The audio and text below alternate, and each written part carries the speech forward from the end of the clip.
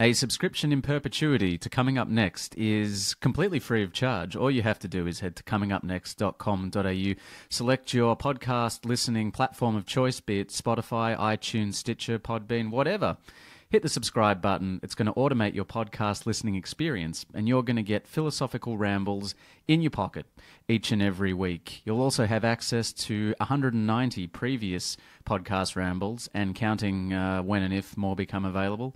And that's all going to come to you at the big old price of $0. So please enjoy at comingupnext.com.au. All right, shall we do it?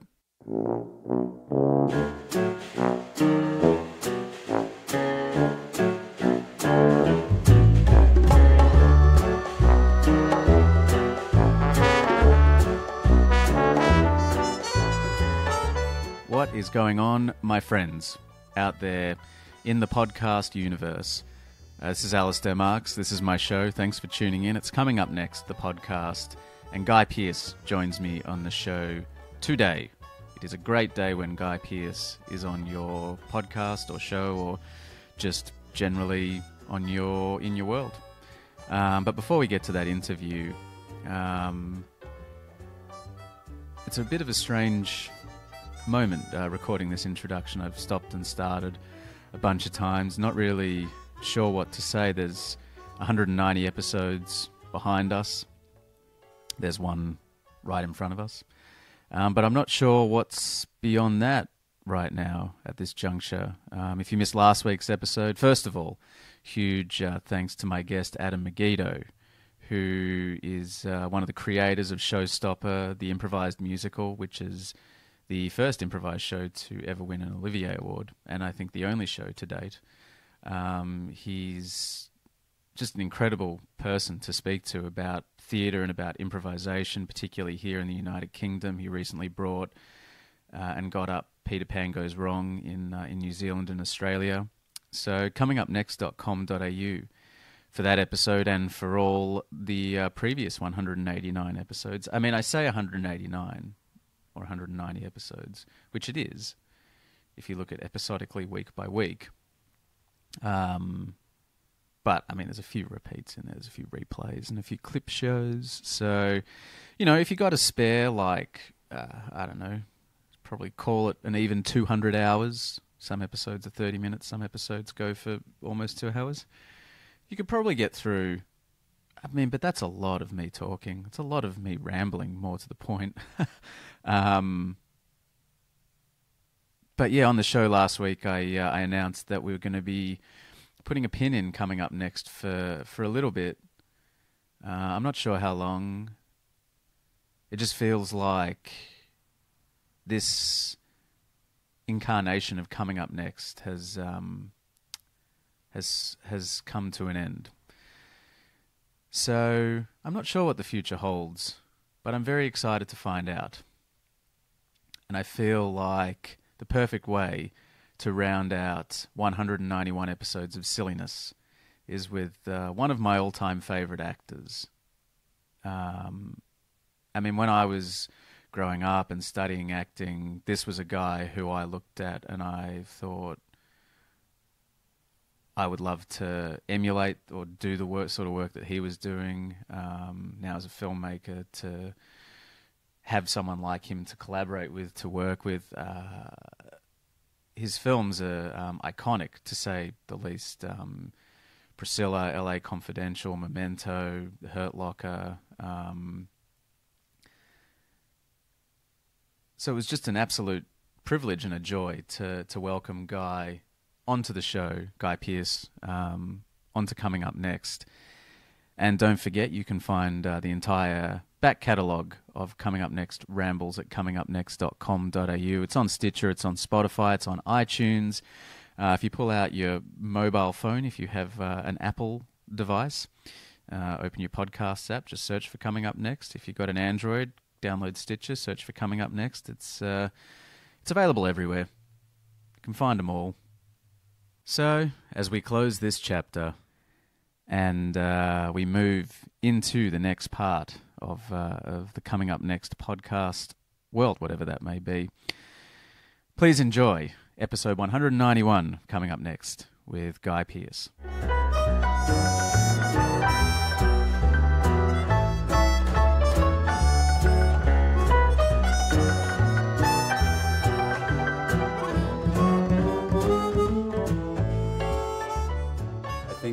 I think Mum was very just taken back to something. Taken back by the way that they kind of just changed the space. And I mean, I can't pretend to imagine what it must be like for a parent.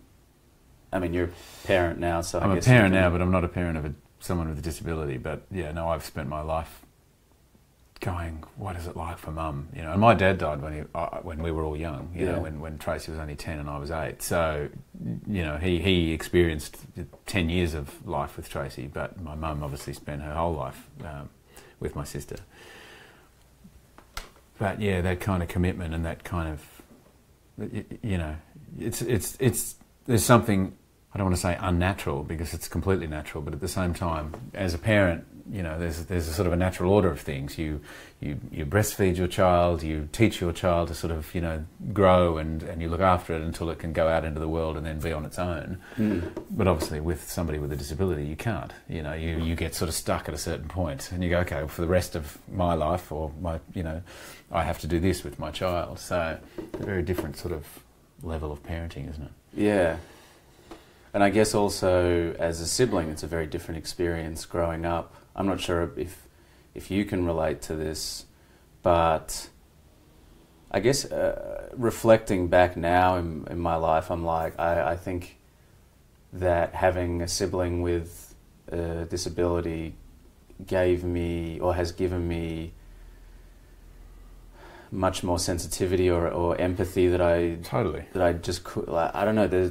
I look back on my childhood and go, wow, I just accepted everything at face value, or people for who they were or whatever, because I had this experience that I don't know any different to. Well, you become attuned to certain things that other people don't necessarily experience, but you also become attuned to how your family and everyone around you is because of your sibling with special needs or a disability or whatever. And that's what Kate Strom talks about in her book. You know, it's those ways in which, you know, there's a big reason why I'm an actor.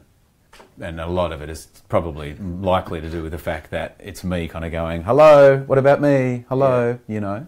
Because when a certain focus is placed on one child, other children pick up on that. And it's not just your mother's focus on the child, it's everyone who comes to the house going, oh, Tracy, how's Tracy, you know, etc. So children, you know how sensitive children are and how aware they are of, you know, whether somebody's safe or not safe, etc. So, and funnily enough, I was just talking to the cab driver about this because he was talking about his nephew who's autistic and the effect that little boy's had on that family, and he helps him do boxing training and all that stuff, and I was talking about my sister. And I said, I think, yes, you know, you learn compassion, you learn to sort of look at the world differently, I suppose, but you don't know any different, as you say, because you're just brought up in that environment. And clearly there are other people who don't have siblings with disabilities who can be brought up compassionately as well and can learn to be sensitive, etc., etc. But I think one of the things I feel like I face all the time is this whole notion of being recognised or famous or whatever the term is you want to use. And all of it makes me cringe. I can't even stand saying the word famous, you know.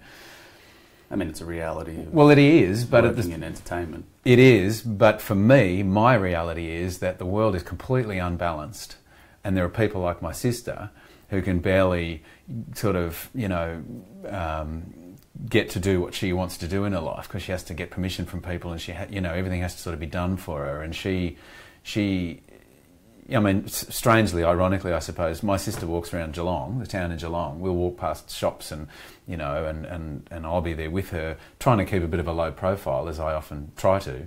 And everyone in every second shop's going, "G'day, Trace. How you going, Trace? What's going on, Trace?" I'm like, she's a bigger name than I am here. This is hilarious. You know what I mean? So there's a really strange thing going on. Yeah. Where I'm, you know, on some level, I'm kind of going, my poor sister hasn't been able to have the normal life that the rest of us have had. Not only that, but I've had this ridiculously super focused life where people sort of come to me all the time and go, "Oh my God, it's you, famous, oh my God," all that sort of silly shit. that I'm always having to sort of bat away because I'm aware of my sister and how unbalanced the world is. Yeah. So had I not had Tracy as a sister, I might have gotten carried away with my ego and gone, yes, I'm incredible. Do you know what I mean? Like some silly actors do. Yeah. I mean, I think that guilt kind of transcends success as well. Like, yeah, and you've got to be careful with that. I've certainly felt that, like, and had discussions with my therapist where I'm like, it's not fair that I can come and live in London and do a podcast with you, or do whatever, go and work on whatever films, or travel to Spain to shoot a documentary, you know, like whatever it is. And then my sister is like, it's almost like there's that yin and yang kind of feeling, like, couldn't we just be level? But then then I feel like then there's almost a responsibility that gets attached to the guilt, where it's like, no, but now I have to make the most of that because, you know, I don't want Well, and look, I think it's the challenge. I think just because you're challenged by something shouldn't mean that it stifles you. It shouldn't mean that you then kill yourself over it, or not literally, but that you do stifle your freedom in the world and your creativity in the world. But just be conscious. Yeah. Just be loving and supportive and kind of conscientious and aware of what you have, because somebody this close to you, as well as millions of other people in the world who you don't know, don't get those opportunities. But guilt's a tricky one. You know, it's in a way, it's about sort of looking at the guilt and going, okay, guilt, I'm actually going to turn you into a wonderful gift. I'm going to turn you into the thing that actually makes me look at the world a whole lot better, rather than going, oh, I'm crippled by this guilt, you bastard, get away from me, stop, leave me alone, guilt, this is awful, stop it. You know? So in a way, why can't you continue on, as you clearly are, and you can, continue on being creative and explore and travel and enjoy the, you know, the wonderful opportunities that you get, but just be conscious of them. You know, just because you've been conscious of them, not you, but any of us, doesn't mean you become an egomaniac and you know. And we see the egomaniacs out there and you go, ugh, you know, idiot. So, or you try and be compassionate and go, oh, well, they don't know any better, that's okay, you know. There's a tortured child inside there somewhere. Yeah, but the funny, you know, it's interesting you talk about projection before, because I project onto my sister all the time. I project, I'll sort of talk about, my poor sister doesn't get to do this, my poor sister doesn't get to do that. But, you know, she might spend half a morning at the Geelong show and be more excited about that than I'll spend on the last 3 films that I've been on. Yeah. Who am I to actually judge whether my sister's poor or not? So I've also got to be really careful with my own projections.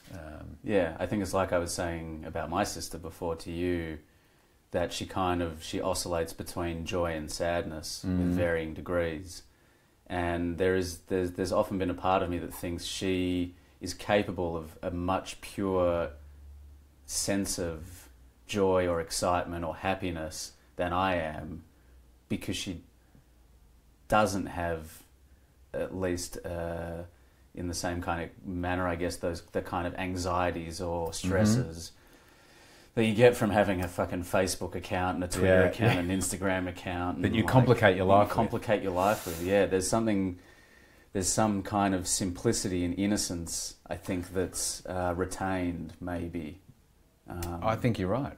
Yeah, I think you're right. I do think that, you know, I think it's certainly worth exploring that idea, because again, who are we to sort of project onto somebody who can't necessarily communicate to us how they feel about things? I mean, I'll ask my sister all the time how she feels about stuff, heavy stuff, like how do you feel about the fact that Dad died all those years ago? And the funny thing is, my sister now has these pat answers, but just to bat me away, you know what I mean? How do you feel about that? Oh, sad.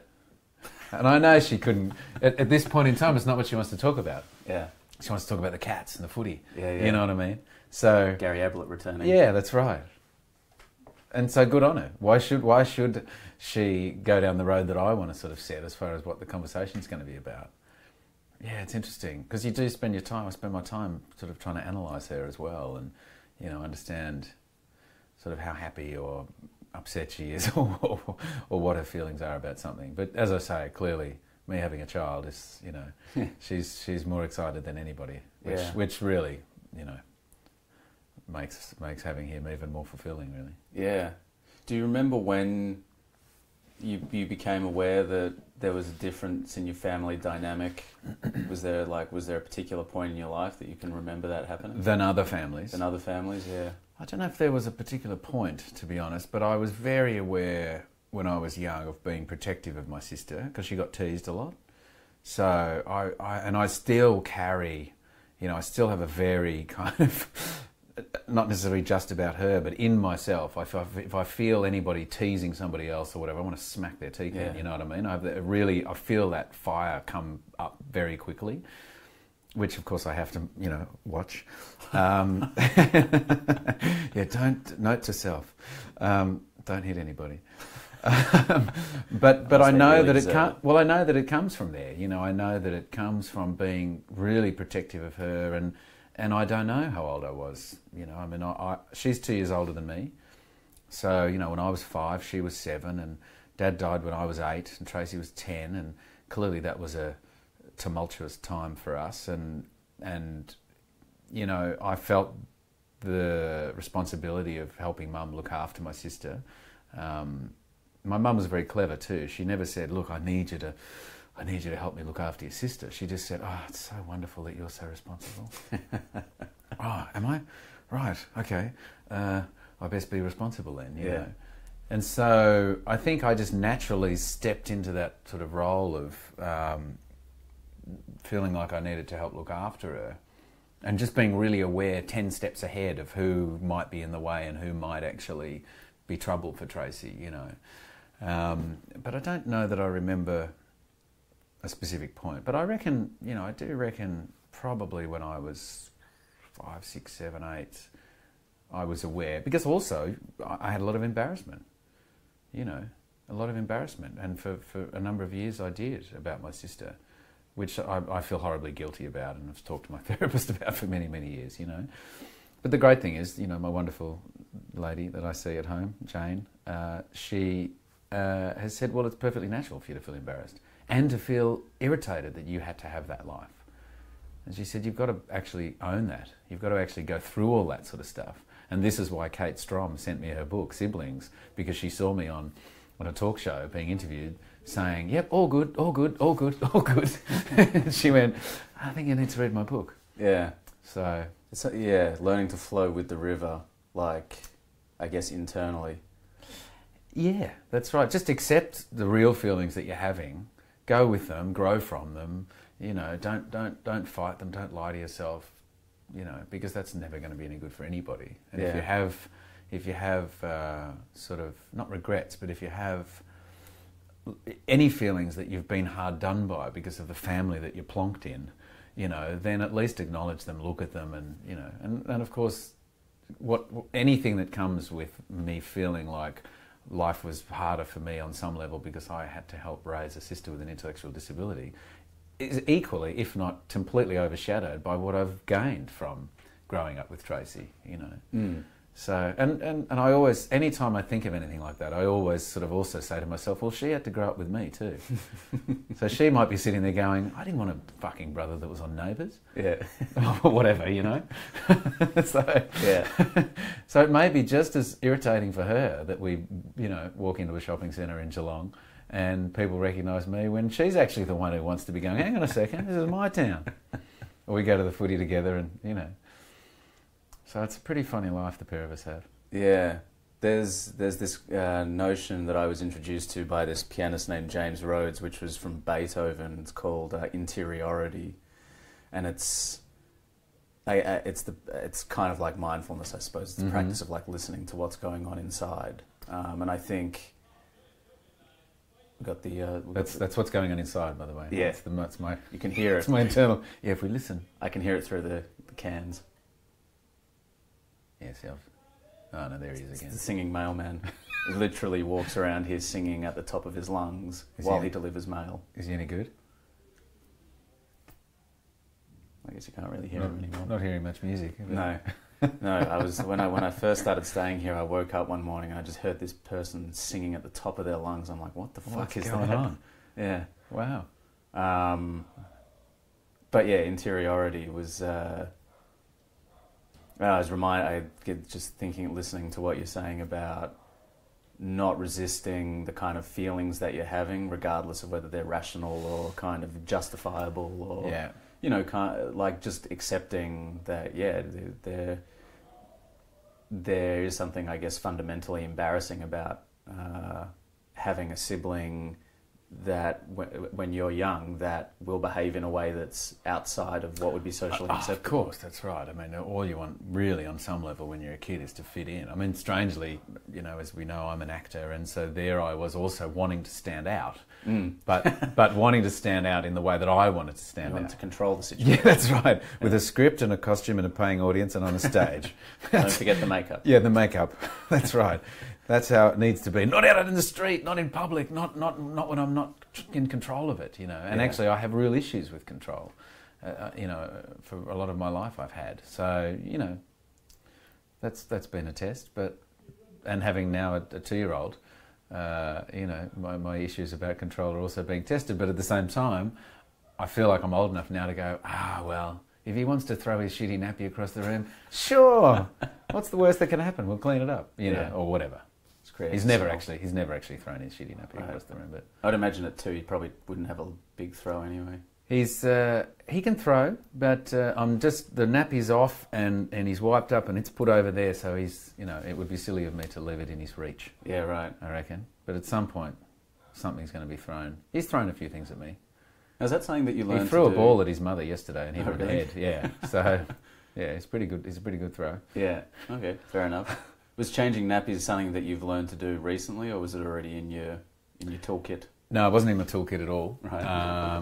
So I had to learn to do that. But I was surprised at actually how I managed it and how I sort of quite swiftly got on top of it. The smell sometimes can be a little much. So you're not always on top of that. And there is always that lovely little surprise. It's like Christmas every morning. You go, what have we got here?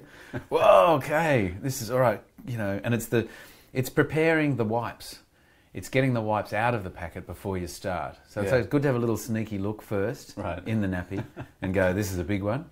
Better get a handful out. Because you can't, while you're trying to hold a pair of legs in the air, you can't always hoist the wipes out of the packet. Because also you're aware of his crying and him wanting, you need to hurry the process up and get it done quickly. Yeah. So you've got to get the right amount out of the packet so that you can do a good clean-up job. And so there's a lot that goes with the cleaning of a nappy. Yeah, it sounds like the cleaning of a bum and, you know, the balls and the rest of it. Right. The worst is if he's in a wriggly mood and he doesn't want to, you know, then of course you're in trouble. Then suddenly you get a bit of poo on your hand, and then you wipe it on the other hand, and then it's in your hair, and Hitler mustache going. No, what's going on? Yeah. Or the worst is actually when a couple of hours later you can still smell it, and you go, "Why am I still smelling this? Where did it end up? Is it behind my ear? Or that's right. It's not Cadbury chocolate on my lip. Right. That was a bad time to take a sip of water. Sorry about that. And how have you been finding, I guess, balancing work and being a dad now? Well, as a Libran child, balance has been my major focus in life. Right. So I'm pretty good at balancing stuff. It's definitely been the most challenging period of my life, this last 3 years. As everyone knows, you know, I parted ways with my wife at the start of 2015, and life just got more and more interesting from there. Yeah, you guys were together like basically your whole life. Well, 20 years we were together and 18 married. Yeah. But I'd known Kate at school because we went to Geelong College together, and I was, you know, madly in love with her even as a young boy. So yes, I'd known her and will know her and love her forever, to be honest. Was it your first breakup when you guys did divorce? No. I'd been with a girl for 7 years before I got together with Kate, and I'd also been with a girl for sort of 3 or 4 years prior to that. So I'm a serial monogamist. Yeah. Although I have slipped. Dalliances. Yeah, in my 20s. But it was, you know, my belief was that Kate and I were going to be together forever. So it was my first breakup, I think, where I was really blindsided, and you know, and so that's, you know, that's as lots of people have experienced in life. That's really can knock you off your feet, and you have that like profound chasm that feels surreal. Unbelievable. Where you're just like, what incredible, yeah. You wake up every day just feeling like, I mean, I haven't had something that long that I've broken up from, but yeah, that feeling of like... Well, the weird thing is, obviously, we're so malleable as people. We adapt so easily, and we're so desperate to identify ourselves and to kind of solidify who we are. You know, we're just sort of balls of clay going, am I a good ball of clay? Am I a good-looking ball of clay? Am I a talented ball of... What am I? Oh, this feels good. I'm going to hang with these people and become this. And I'm going to... And lots of it's subconscious. You don't really know what you're doing. We're just going through life trying to be better people, etc. And you partner up with somebody and you merge. You become one in a way. You start a dance with somebody and that becomes beautifully synchronized, or it doesn't. And if it does become synchronized and you spend a lot of time with that person, then when it comes apart, you go, whoa, hang on a second, someone just chopped my legs off. Yeah. I've got to learn to walk again. And so the sort of establishing of yourself, your identity, that's the thing, I think, that's the thing that's scary, that's the thing that's sad, that's the thing that's sort of discombobulating. But it's also the thing, once you do start to feel like you're actually all right as a human being on your own, that is also then really exciting, you know. And of course I was completely, you know, eventually completely understanding of why Kate wanted to end things, and actually incredibly, to say I was proud of her, sort of, that's a bit of a lame or almost condescending thing to say. I'm so impressed that she did it. Like, good on her. Like, why not? You know, it takes a lot of courage or bravery to... Yeah. If it's not right, then don't stay there, you know, if it's not. So I can't fault her for that. It was just my putting my legs back on and my emotion, you know, all that stuff that I had to sort of deal with, you know. So it just makes me admire her even more, to be honest. So yeah, it was a long time, and you know, but then, you know, very quickly I was sort of thrust into a new relationship and having a child and sort of going. So in a way, you know, dealing with having a child, dealing with sort of changing nappies, etc., has also been really coloured by dealing with the sort of finality of my relationship with Kate, and that's okay. It's all big stuff, and it's all pretty dramatic, but I'm also really able to just take a guitar and sit in a room quietly on my own and play, and you know, and that just brings me back to some sort of, you know, peaceful place. And you know, I'm 51 now, so I'm better at dealing with stuff than perhaps I would have been in my 20s or 30s. So yeah, how am I managing or balancing it? I think all right in this case. I stopped drinking. That was a big, right. You know, I really realised, because I really was drinking heavily in 2015, and that was bad, because as we know, that just amplifies any emotional state, whether it's sort of joy or utter misery. And so I got to a point where I went, yeah, that's got to stop, because I'm just not helping myself here. So stopping that was helpful. I slipped back in again at the beginning of this year, but sort of slipped back in, sort of experimented for a while. I went, yeah, no, alcohol still does what it did before, so best I stay away. Keep that off the table. Well, yeah, and I think it was good to slip back into it, because it really was... I was really able to, on some level, look at it like an experiment, I think, and kind of go, oh yeah, that's right, yeah, waking up the next morning, yeah, that's pretty horrible and yuck, you know, and I have a child now, so I actually really want to be cognizant and you know, clear for him. And as it is, you know, I took enough drugs in the 80s and 90s and early 2000s that I'm sure I've done some damage that means that I probably can't be as clear with my child as I might want to be. Synapses aren't entirely entirely that's clear. right, you know. What's my name, son? What, oh yeah, sorry. So I don't want to do any more damage to myself now, particularly anyway. Yeah. You know, and that's fine. I gave it a good whack. Mm. I guess it could, you know, you mentioned before that this is kind of one of the more sustained periods that you've actually had of spending time with your son. At the moment, yeah. I mean, that must be quite challenging to go to Australia for 6 or 8 weeks, or go to South Africa for however long, or Netherlands, or wherever it may be, to kind of, you know, separate yourself for work. challenging to be away from Monty. Yeah, it is, absolutely. There is also a part of me, in getting back to what we were talking about before, about being really honest about all of the emotions that come up, there is a part of me also that has a little moment of relief where I go, great, I can sleep in, I can write some songs, I've got some time to myself, I can go back to the gym, so there is a part of me that does that too. But the heartbreak of not being with him, particularly at this age, while he's learning to speak, he speaks really well now, but missing any of that stuff is really devastating to not be with him for. So yeah, it is hard, but thankfully there's FaceTime and Skype and all that sort of stuff. And I do keep wondering how it was for people prior to all of our digital technology, where you sort of make a phone call once every 3 months. Dad's calling. You make a phone call once every 3 months and it cost a fortune or whatever. Whereas now I can make 10 videos a day and send them to him for nothing.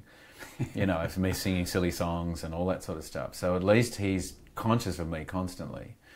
And who knows, in the end he might say, oh, that's not what I wanted. I didn't want videos of you, Dad. So it's tricky, but it sort of has to be done, Got a divorce to pay off. So I'll get through that, and then hopefully, and I spoke to a couple of friends who said, look, if you're going to miss time with him, as hard as it is to not be around him while he's growing and changing and all this wonderful stuff, better to do it now than when he's 5, 6, 7, 8. And then blames you for abandoning him. Yeah. So I'd rather just, do the hard yards now. And as I say, it's not like I'm away for 12 months. I'll go off for 5 or 6 weeks and be in contact with him constantly, and then come back and spend a month or 2 or whatever with him. And so it's, but you can see the effects a little bit. What's interesting is when somebody comes to their house, in fact, Carissa's auntie and uncle have just arrived at the house here in London. They're staying with us for a few days. When somebody comes to the house and arrives at the house, his first thought is, oh, well, you're leaving then. Because quite often if a nanny comes, that means one of us leaves. Or if Carissa's parents come, that means one of us might leave. So he's got it in his head that at any point we might go, and maybe this person arriving is the trigger for that. So we can see the effects of it, So that's heartbreaking. On some level, that's more heartbreaking. It's a bit easier when you're gone than watching him think about the thought of you going. And he's sensitive. He's a pretty sensitive kid, I think. He's got super good hearing. I've got super hearing, and so does Carisse. So we have to assume he's just pretty super duper highly tuned. Yeah. He'll have shit eyesight because mine's terrible and Carissa's not great.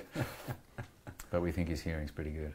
Do you feel like these life circumstances that you have, the divorce to pay off and a 2-year-old son, have these affected or informed the kind of work that you're doing now, or do you still feel like you're making the same decisions that you would have 10, 20 years ago? No.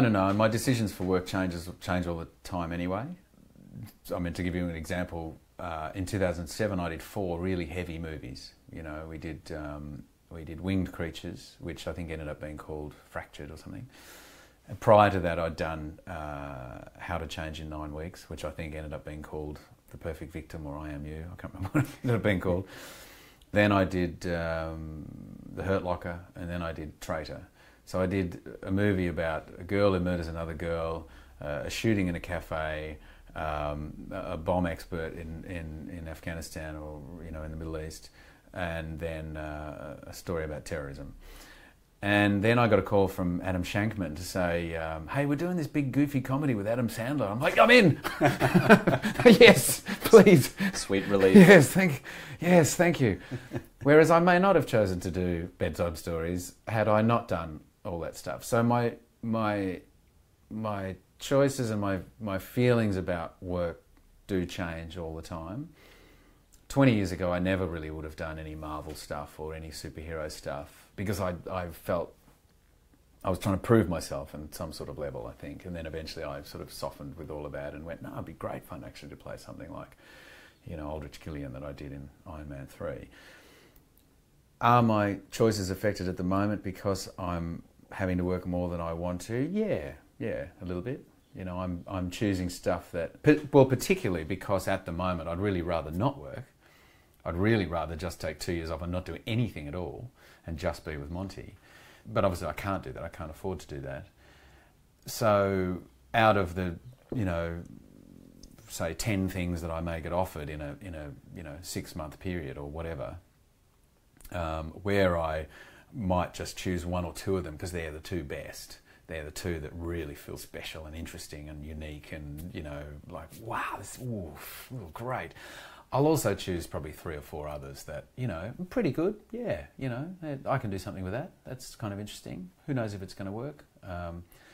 Because also, and this is actually an interesting sort of experience or experiment anyway, I've chosen things in the past that I thought, oh wow, this is fantastic, this is so interesting, this is unique, this is unusual, what an incredible character.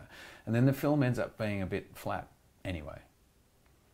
So on some level, I can't choose work.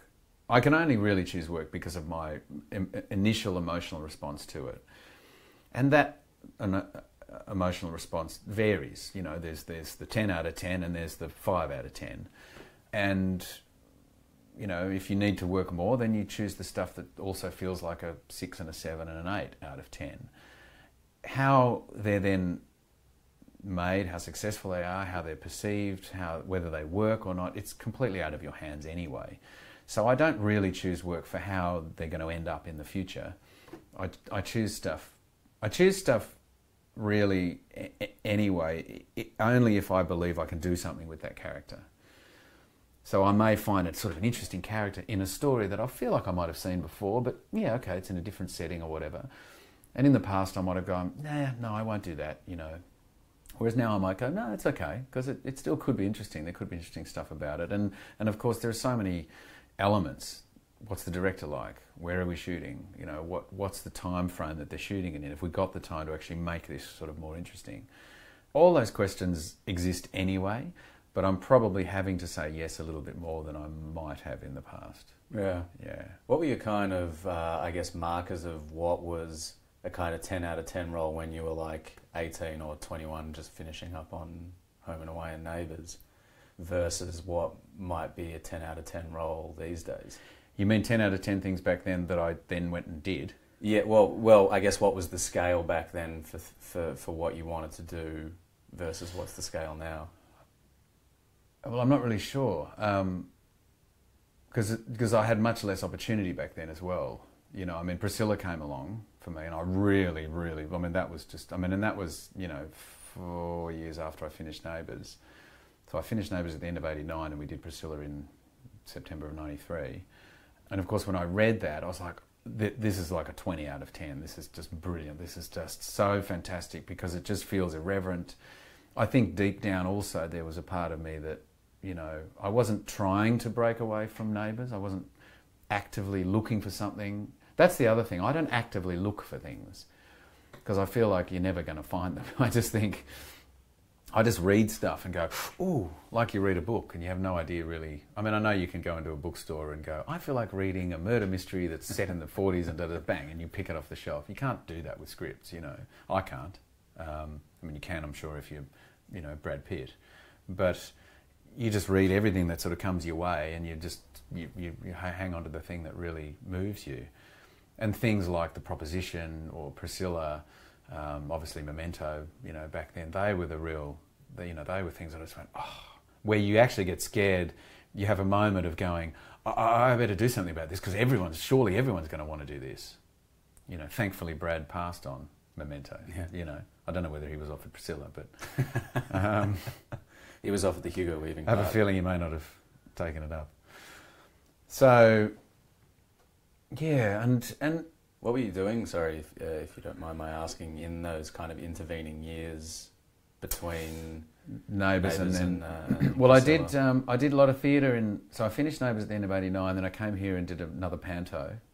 Oh no, this was the first panto I did at the end of '89, up in Preston in the northwest. And then I actually lived in London for about a year, and Was that because you wanted to sort of get out of Australia, or you wanted No, to... I came over here on the Panto and had a bunch of friends that were living here out in the east in Bow and Bethnal Green, and so I just ended up sort of hanging about with them and just kind of going, okay, well, I'm just hanging about with my mates, you know. I wasn't even really looking for work, or I sort of was. I was, you know, I sort of got an agent here as well, but I didn't really know what I wanted to do, really. You know, I just sort of was seeing what opportunities were around, and then in sort of 91, 92 into 93, I ended up doing a bit of theatre at home. I did Home and Away just for like 6 weeks in 91, I think. And then 92, or second half of 91, 92 and into 93, I did Grease for 12 months in Australia. So we did a production of Grease from like, funnily enough, I never did Melbourne. We sort of did Sydney and Queensland and Adelaide, and I did Midsummer Night's Dream for Glenn Elston's group. And I had Hamlet for Melbourne Theatre Company. I don't know which order I did those in, but and then Man from Snowy River came along at the start of 93. So I then did that for 4 years. Got myself back onto another 4-year television show. and somewhere there in early 93, Priscilla came along, and I went, ooh, this is what I really want to do. You know, so I managed to do Priscilla and Snowy River at the same time. So yeah, 93, 94, 95, 96 was The Man from Snowy River, and also 96 I got LA Confidential. So when we took Priscilla to America in 94 for the publicity, etc., my agent in Australia said, well, you should meet some agents in LA, and I was like, and I was a bit sort of angry and grumpy in those days. So, I don't want to meet agents, I'm not going to come and work here. I don't think I really had much faith in myself, to be honest. I didn't really know. I was really just displaced a little bit because I was sort of carrying that Neighbours thing, really recognised for that, but not really feeling like I was a substantial actor. It's like a fraudulent complex. Well, yeah, you know, there's that, what we talked about before about fame and feeling like the world's sort of out of whack. You know, here I was recognised by everybody in Australia because I'd been on Neighbours, but at the same time, I didn't feel fulfilled as a legitimate actor. You know, I didn't go to drama school. I got shit from other actors. You know, when I did all that theatre, lots of those other actors were like, ugh, how could you have done Neighbours? Ugh. Because in those days, television, you know, was really frowned on. It's not like, you know, the Netflixes of, you know, 2018. So, or even 2008, you know. As we know, television's just really improved out of sight in this last 10 or 15 years. And, you know, you've got Meryl Streep and Michelle Pfeiffer and Glenn Close and all these wonderful actors working in television now, whereas in those days it was particularly on a soap. So I kind of had to get my head around all that as well, and there I was back on another television show, but it was shot on film and it was sort of for America, and so felt a bit different. It wasn't really soapy. And of course then I got Priscilla. I was lucky enough to get that, and then, as I say, when I sort of came to the States, I went, well, I'll see a few agents and I'll do some auditions. And so in 95, popped over to LA a couple of times and did a few auditions and landed LA Confidential. And then I sort of, once I did that and I started to work in America a bit, then I started to feel like, okay, I'm kind of doing this on my own now. I wasn't really having these conversations with myself, but if I look back at it... and sit yourself down in the mirror. And yeah, no, listen, guy, you've got it now. Yeah, no, I never really, but if I do look back at my own insecurity and confidence at the time, I think that, you know, I mean, even through the late 90s, because I ended up taking like a year or two off in sort of 2001, 2002, because as much as I started working in the States, I also immediately had a reaction to the whole thing of, well, if you get your name out there, then you'll work more. And so again, it was all about fame again. Everything seemed to be about fame. And I just wanted to feel like I was a legitimate actor to myself, not to anyone else, but just to myself.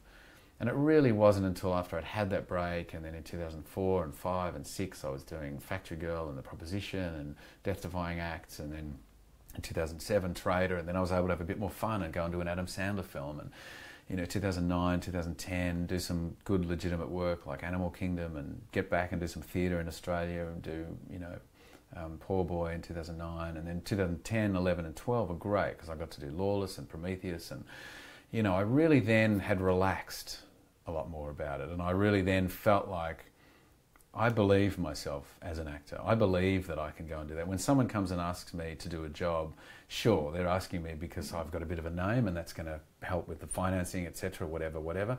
But also I bring with that equally in myself, my belief is that I can actually do this because I can do it.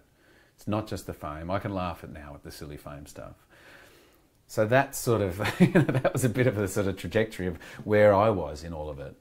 And I think that year or two that I took off in 2002-03 was great, because I then was able to step away from it and look at it from the point of view of a 30-odd-year-old rather than an 8-year-old, where I'd started doing theatre, and go, is this legitimate? Is it valid? Have I got something to offer here? So I was able to just look at it a bit differently, rather than as a kid who was taking whatever opportunities came along and sort of going with the wind. So yeah, just growing up. I've had this thought recently that my 20s, or at least the latter part of my 20s, I spent trying to trying to understand my own behaviour and trying to create like awareness about, and not awareness of the way that I was behaving, but trying to remove certain behaviours or certain aspects of who I was through understanding the way that I'd built myself or shaped myself. And now that I've kind of got into my 30s, I'm like, well, actually, no, maybe it's not about that. Maybe it's just about having almost like being an observer at times, so that you can understand or have the awareness, and then you can make conscious choices about what you're trying to do or what you're trying to achieve based on that. Well, and I think also, it's a good point, because I think also that as I said before, we spend our time sort of trying to identify ourselves, trying to create an identity for ourselves, and there's certain really strong instinctual impulses to latch onto this and that, and and to build something. And then, as you point out, that you then start to try and strip some of that stuff away, which is valuable as well. It's good to kind of open the box and look at what's working inside and what isn't, etc.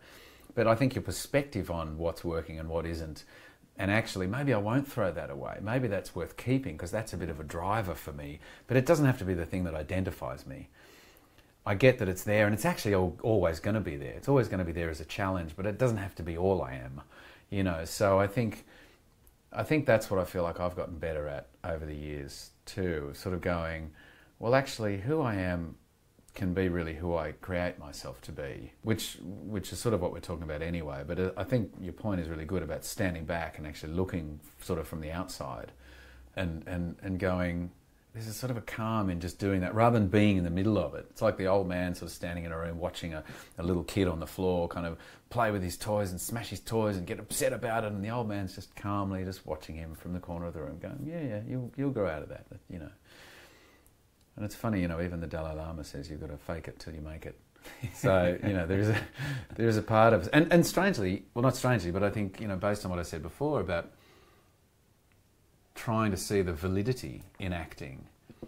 Yes, there is a job that is acting, and yes, there is the byproduct of that and the ramifications of it, and some of that's fame and success and all that adulation or whatever, or there's failure as well, and it's horrible. But why does acting exist? Why do we have the ability, why do I have the ability right now to act like somebody else in front of you if I want to? Why does that even exist?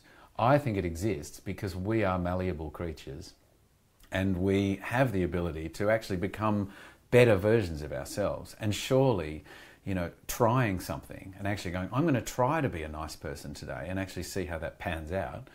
You try it and you do it and you go, oh, that felt good. I helped somebody and that was really good. And if I do that again and I do that again and I do that again, we're just going to become nice people. Because if that feels genuine and it feels honest, that's how malleable we are. And so, like, if you talk to a therapist about behaviours and, why you feel bitter and angry about this, that and the other, they'll say, well, you never felt like that when you were a baby, when you were a kid. Shit happened to you in life and you just got squished into that identity of being that miserable bastard. And unless there's chemicals at play and, there's, any sort of disorder in there or whatever. But behaviour is so shaped, and that we have the ability to shape it back again, I think. And that's where acting, the ability to act, the positive side of acting, I think, exists for that reason. Because it's us being able to go, no, I'm actually going to try and be a better person today. And if you believe that, then great. The negative side of it is lying. we've all got the ability to lie. Did you do such and such? No, I didn't do that. Yeah, okay, well, you just convinced that person that you didn't do that. But the fact is you did do that thing. So you just lied about it to escape something. Go home and have a think about that lie that you just told. And maybe next time you could go, yeah, I did do it, I'm sorry. Why can't that be the use of acting, where you actually cultivate something positive out of it instead of just, landing on the lie? And I remember doing an interview years ago. I was doing a bunch of interviews. We were doing a whole, one of those press days where you talk to 40 journalists, one after another, and we did for LA Confidential. And all of a sudden, one journalist in the middle of it said to me, I had headphones on and I was talking to different states all around America. And suddenly, out of the blue, this one guy just said to me, yeah, you're an actor. Okay, so basically you're just a liar. And I went, what? No, hang on, what? But, no, I'm an actor. And it really, I carried that around with me for a long time. Yeah. And I'd been a liar as a kid. I'd lied a lot. I was really good at it. That's the thing. I realised I was really good at lying. And I didn't want to be a liar anymore. I don't want to be a liar. No one wants to be a liar. But the sad thing is we can do it really well. We kind of create an identity for ourselves in our life by lying sometimes. The beauty for me is I get to lie, if you want to use that word, on screen as a job, but everyone who goes to the cinema and pays their ticket, they don't really think I'm a cop in LA. They know that I'm an actor playing a cop, so I'm not really lying. Yeah. The trick, we're all in this together, Yeah. That's different to lying. So it was really nice actually to spend that time away from it and go, what's the value of this? Is it valid? Why does acting exist in all of us? And what can I do with it? What's the good that can come out of this? Not just for the audience who gets to watch it, but for me, for me personally. When you were doing Neighbours, was there a moment where you realised that shit was just changing for you, like with being noticed or becoming famous? Instantly, yeah. It's instantly, okay. Yeah, totally. Because I started the show on December the 2nd, 1985. I'm a bit funny with numbers. I could pretty much tell you... At 2 o'clock in the afternoon. afternoon. 2 o'clock in the afternoon. No, I can pretty much tell you the date that I started and finished every job that I've done. So, and then it didn't go to air until the following year, because they'd finished on Channel 7, they'd axed the show in the August or September or something of 85, and then Channel 10 picked it up, and then I got cast, and I started on the first episode back at Channel 10, and then it went to air in the January sometime. And you were 18. Yeah, I just turned 18 in the October. I just finished my HSC and I just moved to Melbourne from Geelong and started on the television show. Yeah, right. Like, whoa, okay. And then it went to air, and I reckon, I can't tell you the exact date about this, but I reckon at some point in the first half of that year, I went, oi, because you just go to a shopping centre and suddenly, a group of 20 schoolgirls go, oh my God, there's Mike from Neighbours. And you go, whoa, what's happening? It's like all of a sudden the police are suddenly chasing you, or, they weren't, but I just mean as an example that suddenly there's an unnatural focus on you. And I just went, whoa, and I sort of went really into a shell, and I had to work out how to manage that. And, I think I managed it okay. I'm pretty good at being a hermit, but it was tricky. It was tricky. Was it a genie that you wanted to put back in the bottle? Yeah, to a degree, but at the same time, my ego was also, excited by it. I can't deny that, but I hated it at the same time. I loved the feeling like, oh, wow, this sort of feels powerful, but I had no idea what I wanted to do with that power. I had no idea how to manage it or what I wanted to do with it. I would just sit at home on my own and go, God, isn't that amazing? I don't want to go outside. You know what I mean? So it was really conflicted. Yeah. Yeah, and then there was many situations that were kind of great, where you'd get tickets to the David Bowie concert because of it, and then other situations were horrible, where guys are going to punch the shit out of you in a shopping centre because their girlfriend looked at you. And I guess it sort of built up over, that sort of 12-year period until you decided to take a break. Yeah, and it sort of changed. Like, once I'd left the show... Like, funnily enough, coming here in London, for years I hated it. I hated it, because they were 2 years behind anyway, and the show was monstrous here. And even 10 years after I'd left the show, I'd come here and people would still yell at me in the street. Like, not yell at me, but like I'm like, oh my God, it's Mike from Neighbours. Also because you're the foreigner in a foreign land. What are you even doing here? And here, you know, you should be at Ramsay Street. Yeah, that's right. Whereas now, and actually, you know, walking around London now, I go, oh, this is great. No one recognises me. This is fantastic. Or maybe the occasional person who's my age might go, "Hey, you're not." No, okay, you know. And I go, "Yeah, no," and I keep walking. But it's that mad teenage Beatlemania. That's horrendous. Like, that's really difficult. I find it just makes me super anxious, super self-conscious. I sort of trip over and I can't even think straight. You know, I just find it really... It's lovely if you walk down the street and someone comes up to you and says, "Hey, I saw that movie and your performance was great." You know, and you go, "Oh, well, thanks," and you have a great conversation. You might talk about the film, you know. So that feels more balanced. But the early days stuff was just nuts. And funnily enough, I saw Jason. So Jason Donovan and I are great mates still, you know. And of course, I'm here now in London for a while, and so I'm catching up with him quite a bit, you know. We're talking about kids and schools and all that sort of stuff. But we're also talking about the good old days as well, you know, when we hosted Countdown and funny things like that, you know. So we laugh about it. It's great. It's great. What's great is to laugh about that stuff with someone who experienced it, and not just someone who experienced it, but... And Kylie's a really good mate too. Those guys, it was just tenfold for them. Like, it was nuts, you know, like really, really, really mega. So, you know, but they have stronger constitutions than I obviously did. So it was a really weird time. But you just sort of just went through it, you know, you just kind of went through it and you learnt to be evasive and, you know, not go to pubs and not go to this, not just go, okay, well, I can't do that. I'm going to need to go to the shops and do something. Oh shit, it's 3:30. The kids are going to be coming out from school. No, go tomorrow. Yeah, right. Can't come out, you know, can't walk down a street and suddenly there's a group of school kids. It's mad. That is mad. Yeah, totally mad. I can't. Yeah, I mean, I guess there's a price that you pay for success in show business. Yeah, and and look, I didn't go off the rails. You know, I saved that for 2015. I'm always a bit behind the eight ball.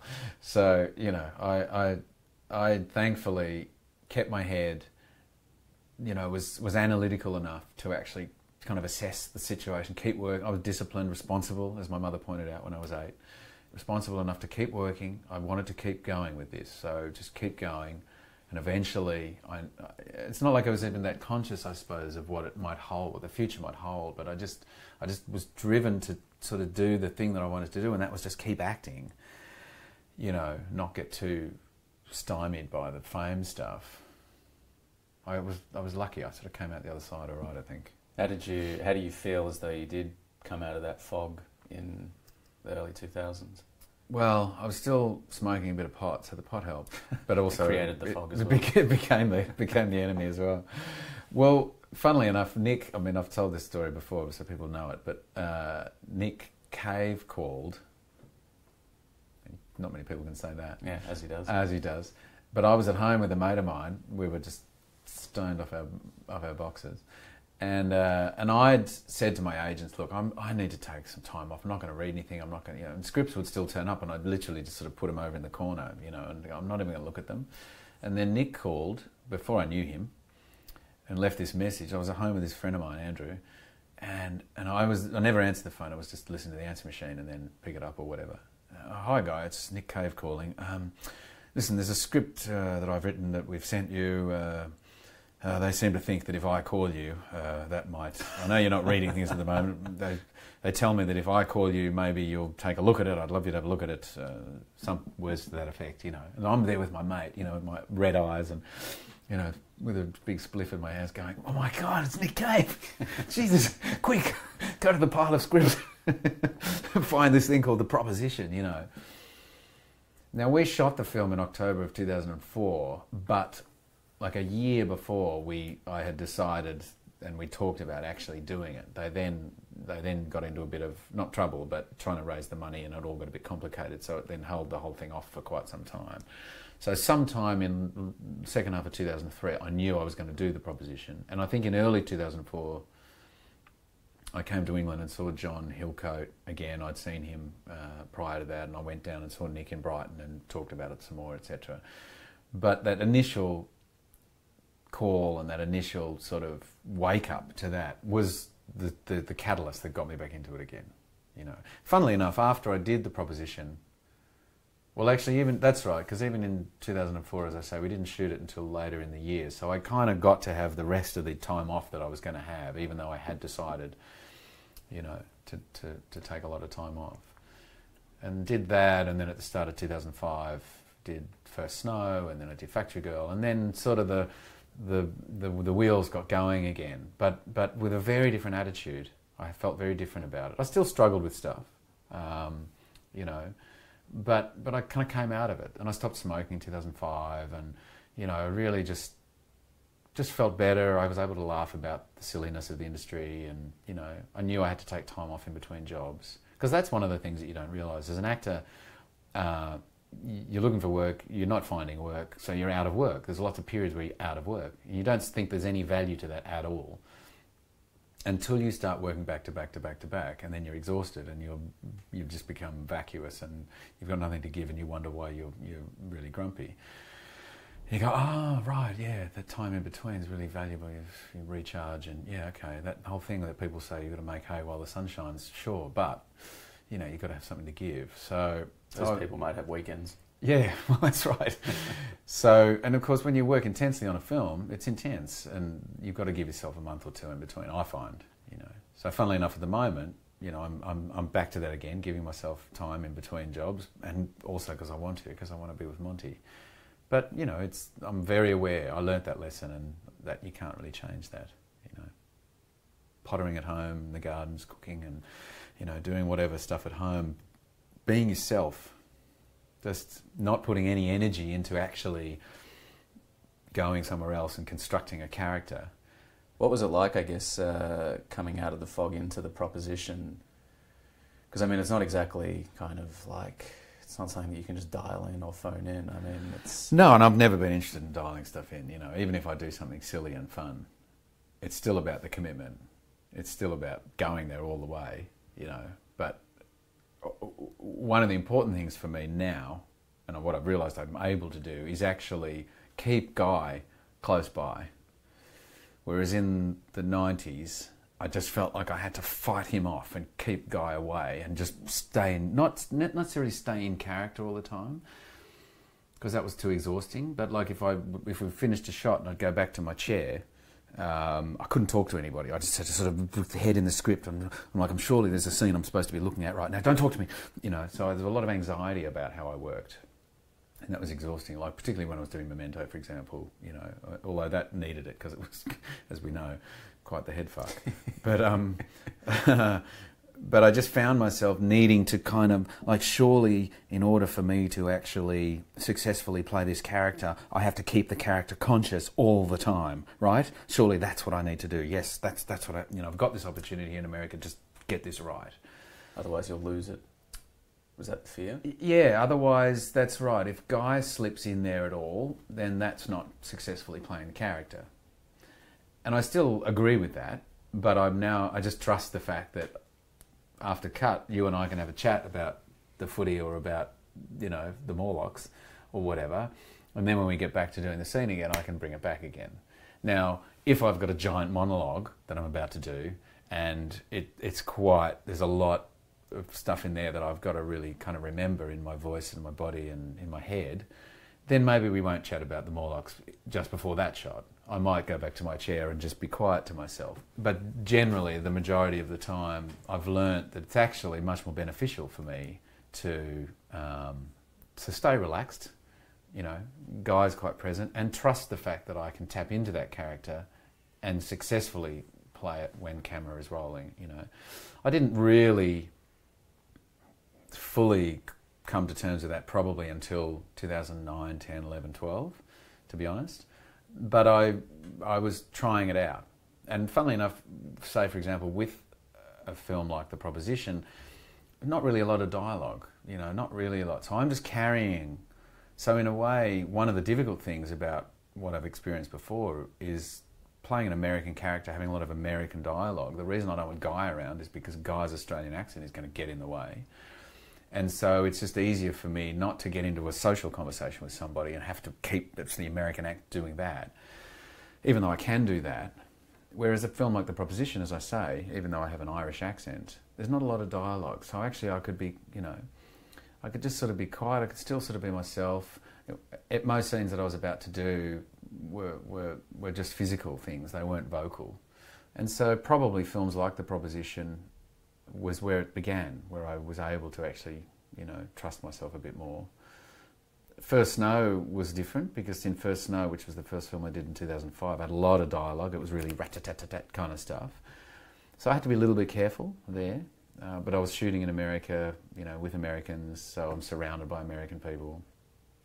I remember going up to Jack Thompson on set once. I wasn't in the film, but he was on set, and he was in America in Savannah shooting a film, and he didn't know I was there, and I snuck up behind him and tapped him on the shoulder and said, "G'day mate, how you going?"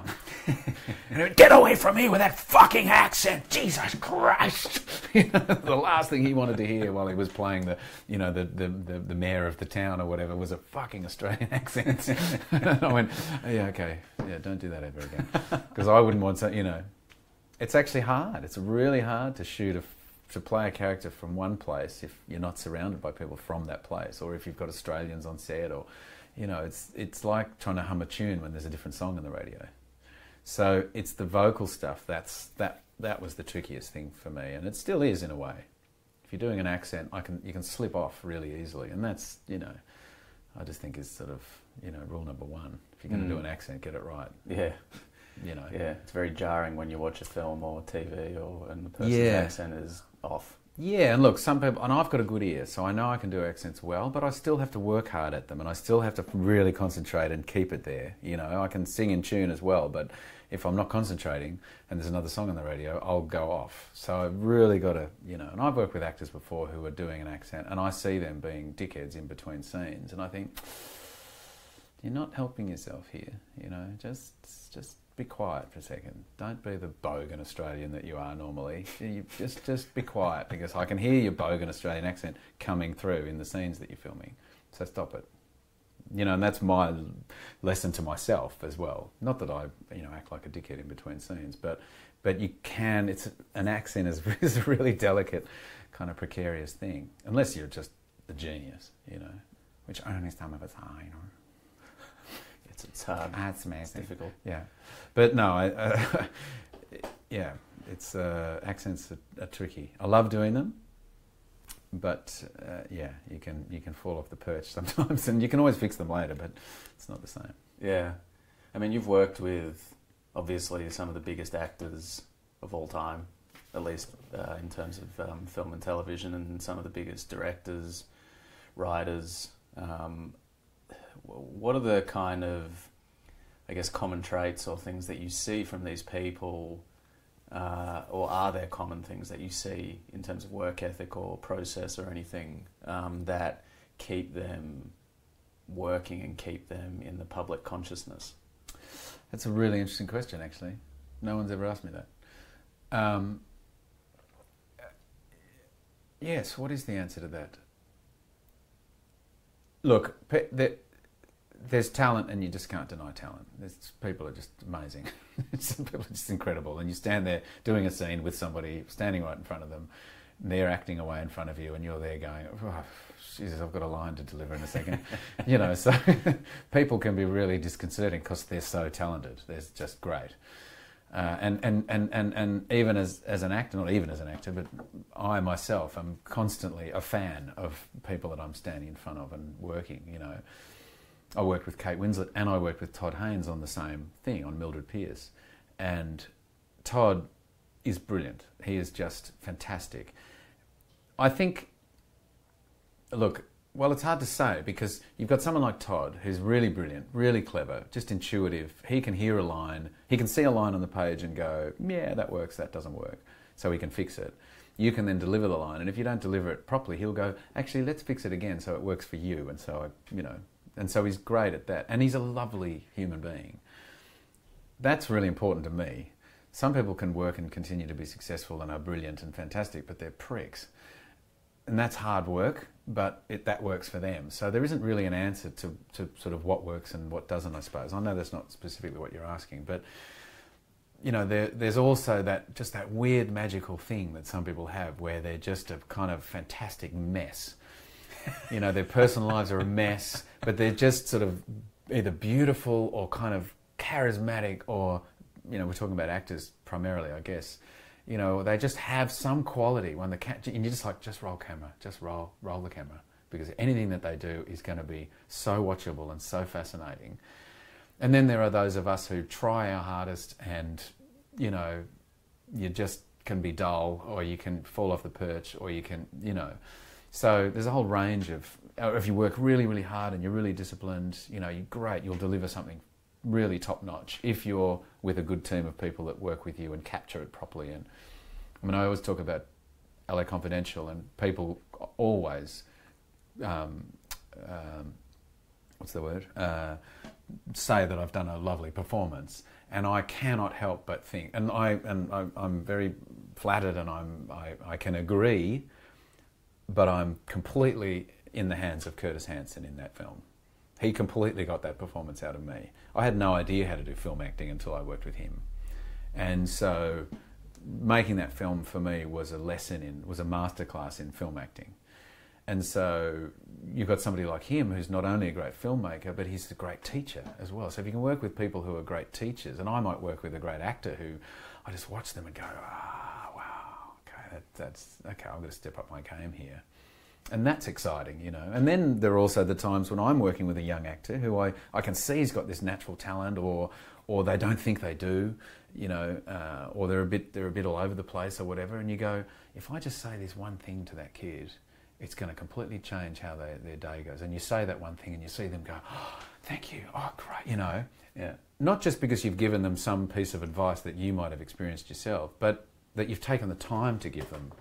And not to suggest that I'm the right person to be giving people advice, but you just know sometimes where, you know, some young kid needs a bit of guidance. So it's actually really nice to sort of change the roles as well a little bit. And I'm always conscious of the great people I've worked with. You know, Tommy Lee Jones was one, for example. And I remember doing Rules of Engagement, and before we started, Billy Friedkin was the director, William Friedkin. And I remember saying to him, so with Tommy Lee, Tommy, do I call him Tommy or do I call him Tommy Lee? What do I? He said, don't call him anything. Just don't go near him, okay? I went, okay. So I just keep away from Tommy, you know, because he's renowned for being a sort of grumpy old man, and, you know, he's sick of the industry, and he's, you know, all these sort of stories about him of, you know, and fair enough, because, you know, as we know, the industry can be pretty ridiculous, and he's just a man who doesn't suffer fools. And so I just kept out of his way. And he loved that. So he would then come and talk to me. So I got on really, really well with him. And I was able to then sort of talk to him about acting and not pester him about stuff, but actually just, and he's keen to talk about it, you know. But to watch someone like him who's just so completely underplayed, you know, this whole thing about underplaying, and, you know, I think there's great talent that people have naturally, and then there's the skillful qualities that people have where they know what works for camera, and that I find really fascinating. I'm so intrigued by that. Making that look like it's not what you're doing is so incredible to me. So, you know, there've been really great people that I've worked with who are great for many different reasons. And what keeps people going, it's sort of, you know, it's a tough one, because socially and culturally we want different things at different times, and somebody who's kind of hot for a while kind of just goes out of favour because the choices that they make may be odd, or people often only work well because they make really interesting, good choices, and yet they're not the greatest actor in the world, but they just happen to make really good, interesting choices all the time, you know. So, and in fact that's one of the things, you know, we've got to be careful about at the moment with what I'm doing. If I'm choosing more than I normally might, I'm aware that part of what has worked for me in my career is that I choose really varied things and unusual things, and I feel to some degree that I'm lucky enough to kind of get away with that. I don't play the same character all the time. So I've got to be careful not to ruin this thing that we, my team of agents and I, have sort of managed to do relatively well, I think, which is choose well. You know, if I start choosing schlock, then suddenly people are going to go, you lost us, you idiot. You know, I'm not a great actor. I know I'm not a great actor. I know I can do certain things well, and I know I'm really interested in going to really different, weird and wonderful places. But I think a big part of what works for me is choosing characters that I know I can do well. Some actors can just do anything amazingly. But I read things sometimes and go, no, I'm going to fail really badly if I try this. You know, I'd love to be able to do it, but I just can't. I can't. So knowing your limitations, I think, is a good quality. What would you look at, or who would you look at and say they're a great actor, if you don't consider that you yourself are one? Oh, Cate Blanchett. Yeah, she's pretty technical as well, I have to say. Meryl Streep, you know, you I shouldn't say technical. I've got to be careful with that because that sounds derogatory, and it's not. What I mean is the dance with the camera. And I don't know Kate at all, so she may completely deny this and say, I have no concept of the camera, I'm just fully in the character. And she may be. Great. Good on you. It's brilliant. But I reckon she's better than that. I reckon she's equally as talented as she is conscious. And to me, that's just so intoxicating and incredible. Oh, I mean, there's plenty, you know, Gary Oldman, Philip Seymour Hoffman, rest his soul. Philip Seymour, to me, was one of the things that I find really interesting about certain actors is their unpredictability. And Philip Seymour Hoffman, even in a sort of a, you know, well, in any role really, they just had no clue what was going to happen next, what movement he was going to make, how he was going to say something. And that's exciting, and that's like life, I guess, you know. So it's when you feel predictable, when someone feels predictable on screen, and you feel it in yourself. You go, oh God, I'm just going through the motions here, or I'm trying not to, but I need some help. I got to give me something that's, you know. So, you know, and people like Daniel Day. I mean, he's really quite transformative, and there's a power and a confidence that he has that's just extraordinary, I think. Edward Norton, I love. Although I've not watched anything of his for quite a long time. So, well, Birdman, which was great. Yeah, and sometimes it'll just be Martin Chokas in, I forget the name of the film now, the film that Liam Neeson did about the guy who helped bring down Richard Nixon. And it's his character name is the name of the film. It's a bit of a sort of a nondescript name, so pardon to the listeners for me forgetting the name of it. I don't remember either. But Martin's performance in it is just so... I was like, wow, it's just so powerful. Some people just have Anthony Hopkins, you know, Anthony Hopkins in Remains of the Day, and I mean, obviously The Elephant Man as well, which is my favourite film of all time. There's just that ability to kind of know that this little movement that they're doing is actually having such an incredible effect. Oh, I just love it. I love that power that you can have on screen. I love working on stage as well. Absolutely, it's fantastic. But the intimacy, I think, that you can garner on film, because the camera can come in here, as we know, and see a little finger twitch or whatever it happens to be, and then the editing of that, etc., you know, is so powerful. And that's why, you know, I look at LA Confidential, and as flattering as people are about my performance, I kind of go, yeah, but you know, let's not forget Curtis in all this. It's the sum total of all the parts. Yeah, and just him choosing this moment in my performance and choosing that moment in my performance and holding on this moment, and what he said to me before a take, and, you know, like, just don't blink here, actually. Right. Just when I hold you here, just don't blink. Okay, sure, all right, I'll not blink then. And then you watch that in the film and go, you know. That kind of held power and well, stillness, well, yeah, trusting. And I think one of the big issues that most of us actors are faced with is feeling interesting, not feeling interesting. So we bounce around trying to be interesting. You know, that's our compulsion, and the anxiety all bubbles away, and cameras rolling, and off we go, and, you know, we do. It's this natural thing. Whereas someone comes in calm and still, and you go, oh, what fucking secret have they got? Oh my God. It's just like, it should just be acting lesson number 1, I reckon. Yeah. It's so powerful. And if you believe it, you know, you can't just sort of be going, oh, I'm frozen, I'm not moving. Yeah, am I interesting? You know, then it's not going to work. And, you know, there's just natural genetics as well. As wonderful as Gary Oldman is, that mouth that he has, he's born with a compelling mouth. It's just like, you know, Ricky Gervais. I mean, you look at Ricky Gervais, that big crazy sort of, not crazy, but that big hilarious smile and laugh that he has. None of us can do that because we're not genetically built like he is, you know. And I think, to go back to what you're talking about with stillness, I guess kind of link it back to where we started with talking about like interiority or like what's going on inside. All of that stillness and all of that, I guess, feeling like, or not concerning yourself whether you look interesting, but actually what's going on the inside, what's the trusting internal, and trusting that. Yeah. Trusting that that's enough. That's right. And that's what directors need to do, I reckon. I mean, you know, lots of directors get to work with great actors who don't need to be told that. But great actors also sometimes, I think, bounce around and kind of go, oh, am I giving enough? Am I doing enough? What am I, you know?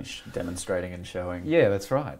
One of the things that I really started to say to myself a few years ago now is stop trying to tell the story. The film is telling the story, okay? The film is this big thing that's moving forward with sound and light and energy and editing and kind of choices. Just this film is telling the story. What's the least amount that I can do that still gets the point across of whatever it is in any moment? What's the least amount that I can do? Because surely the least amount, as long as it's enough to get the point across, because also projection is the other thing. The audience is sitting there going, oh, I'm projecting everything onto this screen right now. They don't realise they're doing it, but they are. Take that as an actor. Take that. Just let people project shit onto you. Just be quite still there. And it really frustrates me sometimes when you're shooting a scene and you've got a director who's either not very experienced or not very good, and they say, oh, you know, you've just found out that your mother's died, so we really need you to react to this. You know, I'm like, okay, well, where's camera? Oh, right in here. Okay, so the audience has also just found out that my mother's died. They're going to be projecting a lot of shit onto me at this point in time.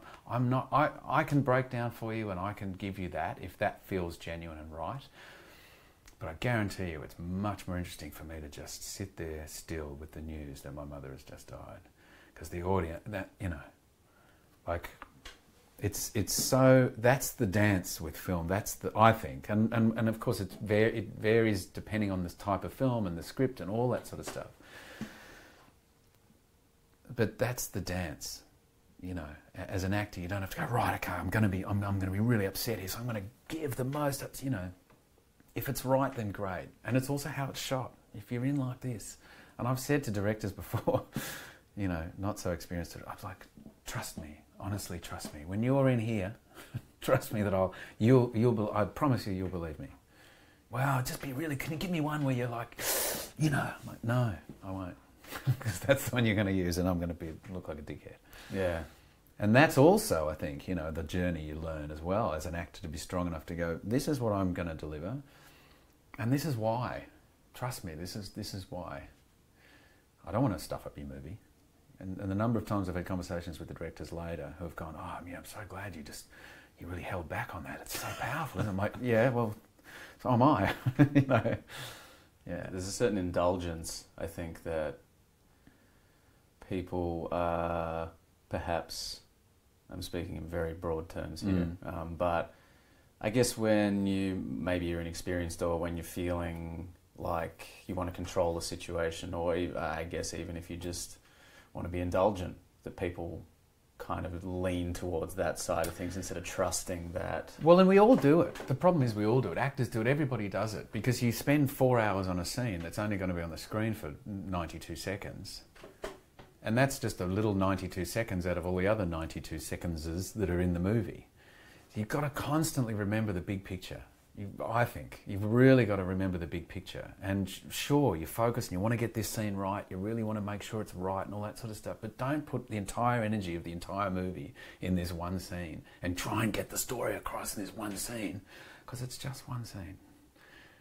And if the scene only requires me sitting here thinking about the news we've just learnt for the past 25 minutes, and the camera's just slowly pushing on me, just do that. I guarantee you that's really watchable, because I'm watchable. You know, I'm not bragging, but I've learnt now I can trust myself and go, you know, it's not like people are going to go, oh, this is boring. Jesus, he's just sitting there doing nothing.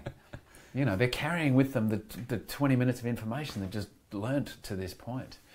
So I think the making of a film is tricky too, because you spend 5 or 6 or 8 weeks or 12 weeks or whatever it is putting this all together, and you can get too bogged down in the 4 hours that you spend on that scene. And sure, lots of scenes require lots of really detailed breakdown, you know, make sure the dynamic and the power shifts here and you take the power there on that line, but I'm going to try and sneak it back from here. You've got to understand and get all that stuff right. But how we play it is, you know, is the trick. And the audiences come to see a reflection of their own lives. Yeah, anyway, that's right. That's right. It's funny, I was talking to somebody on the last job I was going, it'd be really funny to make a film that we call Blah Blah Bland, where you don't actually have any dialogue in the whole movie. All we say to each other is blah, blah, blah, blah, blah, blah, blah, blah, blah, blah, blah, blah, blah. But you have a story, you write a script, and you have a story, a really dramatic story, whatever the story happens to be. But as an exercise, you just do the scenes where all you say is, you know, blah, blah, blah. You could effectively do the same thing where you have a silent movie and you don't speak. But it'd be kind of interesting to see on some level whether it works. Just taking the word blah and kind of, you know, seeing what you can do with it. Sounds like a very long Meisner That's right. I can see the sort of the critics' headlines now. Yes, bland. Yes. Well, thank you so much, Guy, for coming and chatting with me. I do have 2 questions that I usually start and end the show with. Yes, because please. we just kind of launched into... The question that I usually ask at the beginning is, do you remember the first time that you performed? Be it for your family or at a school environment or whatever that may have been. I did school plays when I was pretty young. We did The Wizard of Oz and I played the Lion, and we did a production that the school wrote called Smith, which was about a little sort of orphan kid in London, so a bit sort of Oliver Twist, I suppose. And I was probably 9 or 10. That was so exciting. It was really, really exciting to kind of have this, and I sang. You know, there were songs in the thing as well, and then got into local theatre, and then started performing in local theatre. So that whole period around the time I was, as I say, 9, 10, 11, and performing properly, I suppose, where there is an audience watching. I don't really remember performing at home necessarily. I'm sure we kind of put on silly plays and did silly things, but I don't necessarily remember them. Although there are some photos of me in sort of funny costumes doing things. My mum used to love to make costumes, so she was a needlework teacher and was fantastic at making costumes. So I won the best fancy dress thing at school every year. Right. Because other kids would turn up with a sheet with 2 holes cut in them, and I'd turn up in a sort of a knight in shining armour costume that mum had paper mache'd and crocheted together. And I looked amazing. And they're like, well, he wins again, Mrs. Pearce, you know. Just have a wall of trophies. Yeah, well, that was about the extent of the trophies. Yeah, that's right. Yeah. I don't have many trophies, actually. I have a bodybuilding trophy. I won a bodybuilding competition when I was 16. And I have some fencing medals. I won fencing competitions and also got seconds and thirds when I was, 11 and 12. Those are 2 unique trophies. Yeah. Yeah, the bodybuilding one is literally a plastic gold man doing this, and I was 16. It's sort of the weirdest thing for someone to have won. And then the fencing ones are little medals. Right. Have you decided how old Monty has to be before he can watch Memento? We do keep talking about, when he can watch certain films. No, I haven't decided on what age, but I showed him my show reel the other day. Right. And he sort of sat there kind of like mesmerised, and of course I haven't watched it for a while, but, there's pretty heavy stuff in there. And I thought, is this right, showing him this? I don't know if it is. And then, of course, I got to the end and he went, again? I went, maybe not, let's watch Peppa Pig. Yeah. But he was just watching his face like, hang on a sec, this is all my papa. What's going on? Yeah, that would be mind-blowing. Yeah, it may not be right. Yeah. Oh well, it is what it is. It is what it is. I finish all my conversations with the same question, which is, what makes you silly? What makes me silly? I feel like I'm silly all the time. I feel like I have to work not to be silly, actually. I feel like I have to sort of go, right, I'm going out in the world, I better sort of be normal. I like to be silly. I really like to, I mean, Monty makes me silly now, particularly. I mean, I'm literally crawling around on the floor all the time these days, playing silly games with him and acting stuff out and playing with cars, and my knees are taking a bit of a hammering. But yeah, I think my little boy, he makes me silly. Have you got like any ridiculous songs that you've made up for him? So many. Yeah. Yeah. Lots of them were very inappropriate when he was young. Yeah, which I've stopped singing to him now because now he repeats back what I say. So, But yeah, I make up songs all the time and he sings back too. So I'll all of a sudden, peas and salmon. I sing about peas and salmon. Peas and salmon, peas and salmon, we like peas and salmon. Peas and salmon, not cheese or ham on. We like peas and salmon, and he sings back. So it's just kind of ridiculous. When you go to Spain, will he like cheese and ham on? Maybe.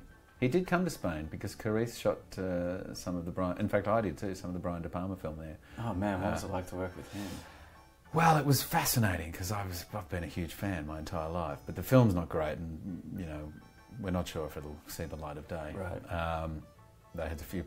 Well, when I say the film's not great, the sort of production of it was not great. I think Lost in La Mancha style. I think there was a few financial problems. So we went to Almeria with Monty when he was... How old was he? Must have been 6 or 7 months old, I think, something like that. I don't think I'd invented the peas and salmon, cheese and ham on song at that point. I'll have to take him back to Spain and yeah, sing to him there. That's right. Well, thank you so much, Guy.